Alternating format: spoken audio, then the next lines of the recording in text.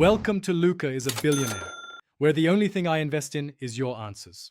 You start by selecting the clip and confirming resolution and frame rate so color math stays consistent. Once done, duplicate the layer when you plan to isolate areas or blend shifts. This preserves the original. Next, add effects, choose color, then Hue Shift and apply it to the active layer. This is the control node for all changes.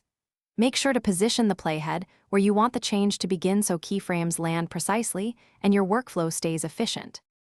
You now fine-tune the hue slider to rotate colors within the 0 to 360 degrees range.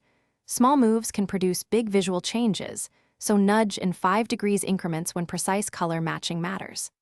At the same time, adjust saturation and lightness to keep skin tones and highlights natural. This prevents clipping or overly flat results. If you duplicated a layer, add a mask or change blend mode to isolate the effect. This gives you local control and preserves contrast where you want it.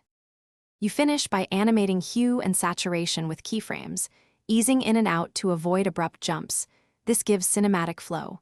Then preview at full resolution and export with the codec and settings that preserve color data. If you encounter banding, flicker, or odd artifacts, increase export bit depth or enable 10-bit color if available. Also verify blend modes and layer order to ensure no unintended clipping. Finally, save a duplicate project. Thanks for watching and please subscribe. It's the best investment you'll ever make.